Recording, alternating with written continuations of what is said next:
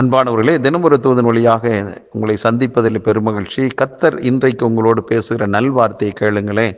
யாத்திராகமம் 16:25. அப்பொழுது மோசே, அதை இன்றைக்கு புசியுங்கள், இன்று கர்த்தருக்குரிய ஓய்வு நாள், இன்று நீங்கள் அதை வெளியிலே காண மாட்டீர்கள் என்று. ஆம் அன்பானவர்களே, இன்றைக்கு கர்த்தருக்குரிய நாள், வாரத்தின் முதல் நாள். இன்றைக்கு நாம் முக்கியத்துவம் கொடுக்கக்கூடிய ஒன்றே ஒன்று ஆண்டவரை ஆராதிப்பதும் தான்.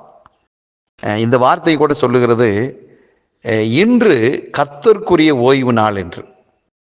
இன்று நீங்கள் அதை வெளியிலே காண மாட்டீர்கள். ஆம், அன்னன்னைக்கு தேவையான ஆகாரத்தை ஆண்டவர் வானத்திலிருந்து பொழிந்து தேவ பிள்ளைகளுக்கு ஆண்டவர் கொடுத்து கொண்டே இருந்தார். இன்னைக்கு தேவையான ஆகாரத்தை இன்னைக்கு இங்கேயே நீங்கள் எடுத்துக்கங்க. வெளியில் நீங்கள் போனீங்கன்னா இன்றைக்கு தேவையான ஆகாரம் உங்களுக்கு கிடைக்காது என்ற அர்த்தத்தில் சொல்லுகிறார். ஆம், இன்றைக்கு ஓய்வு நாள், இன்றைக்கு விடுமுறை நாளாக இருக்கிறது. இந்த விடுமுறை நாளை எப்படி வேணாலும் கழிக்கலாம், அது மனுஷனுடைய சுதந்திரம். ஆனால் தேவ பிள்ளையே, உங்களுக்கு எனக்கு என்ன கொடுக்கப்பட்டிருக்கிறது இந்த ஓய்வு நாளிலே? அவரை ஆராதிப்பது தான் முக்கியமான வேலையே. அந்த நாளை கர்த்தருக்குரிய நாள் அல்லவா? இந்த நாளை நாம் வேறொரு காரியத்திற்காக நம்ம பயன்படுத்துவது தவறு. நீங்கள் சந்தோஷத்தையும் சமாதானத்தையும் ஆறுதலையும் விடுதலையையும் மகிழ்ச்சியையும் இன்றைக்கு நீங்கள் உங்களுக்குன்னு கர்த்தர் வைத்திருக்கிற அந்த தேவாலயத்துக்கு செல்லும்போது கிடைக்கும். இதை தவிர வேறு எங்கு போனாலும் ஆண்டவர் கொடுக்கிற சமாதான சந்தோஷத்தை அனுபவிக்கவே முடியாது. அது எவ்வளவு பெரிய முக்கியமான இடம், எவ்வளவு பெரிய முக்கியமான நபர் கூட இருந்தாலும் ஆண்டவர் கொடுக்கிற அந்த உள்ளான மனதுக்குள்ளே வரக்கூடிய அந்த தெய்வீகமான பிரசன்ன நிறைந்த அந்த சமாதானம் வேறு எங்கேயுமே கிடைக்காது. ஆகவே எங்கு தேடினாலும் கிடைக்காத ஒரு தெய்வீக சமாதானமும் ஆறுதலும் பாதுகாப்பும் ஆண்டவருடைய சமூகத்தில் தான் இருக்கிறது. ஆகவே அதை தயவு கூர்ந்து அதை நீங்கள் இழந்து விடாதீர்கள். இன்றைக்கு உங்களை வாழ வைத்தது அவர்தானே. இன்றைக்கி நாம் உயிரோடு இருக்கிறதுக்கு காரணம் ஆண்டவராக இயேசு கிறிஸ்து தானே.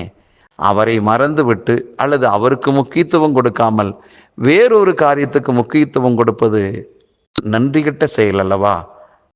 ஆகவே இதை கேட்டுக்கொண்டிருக்கிற நீங்கள் குடும்பமாக, தனியாக, குழுவாக உங்களுக்கென்று ஆண்டவர் வைத்திருக்கிற ஆலயத்துக்கு செல்லுங்கள்.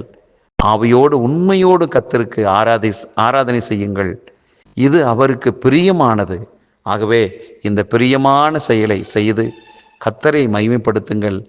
இந்த நாள் எங்கேயும் தேடியும் கிடைக்காத ஒரு பெரிய ஆசீர்வாதம் உங்களுக்கு கிடைக்கக்கூடிய ஒரு நல்ல நாள். எங்கு தேடியும் கிடைக்காத ஒரு உயர்வு, மேன்மை இன்றைக்கு உங்களுக்கு கொடுக்கப்படுகிற ஒரு நல்ல நாள். ஆம், ஆண்டவரை சந்திக்கிற நாள், ஆண்டவருடைய வார்த்தை கேட்கக்கூடிய ஒரு நல்ல நாள், உங்கள் வாழ்க்கையில் திருப்பத்தை உண்டாக்கக்கூடிய ஒரு நல்ல நாள் இந்த நாள். ஆகவே உண்மையாய் கர்த்தரை ஆராதிக்க செல்லுங்கள். விடுதலையோடு மகிழ்ச்சியோடு சந்தோஷமாய் வீடு திரும்புங்கள். உங்களை வாழ்த்துகிறேன். நல்ல பிதாவே, நீர் எங்களுக்கு கொடுத்த நல்ல நாளுக்காக நன்றி. இந்த நாள் எங்கேயும் தேடி கிடைக்காத ஒரு பொக்கிஷத்தை நீர் எங்களுக்கு ஆலயத்தில் வைத்திருக்கிறீர், உம்முடைய வார்த்தைக்குள்ளாக வைத்திருக்கிறீர். அதை பெற்றுக்கொள்ளக்கூடிய ஒரு நல்ல நாள். இதை கேட்டுக்கொண்டிருக்கிற ஒவ்வொருவரும் ஆண்டவரே ஆலயத்துக்கு சென்று நீர் வைத்திருக்கிற அந்த புதையலை பெற்றுக்கொள்ளட்டும், ஆசீர்வாதங்களை பெற்றுக்கொள்ளட்டும், நன்மையை பெற்றுக்கொள்ளட்டும். அப்படி உயர் வாழ்வை ஆண்டவரே, உயர் அனுபவத்தை இன்றைக்கு அனுபவிக்கட்டும். ஒவ்வொருவரையும் மனதார வாழ்த்துகிறேன், ஆசீர்வதிக்கிறேன். இயேசு கிறிஸ்து நாமத்தை ஜெபிக்கிற நல்ல பிதாவே, ஆமேன்.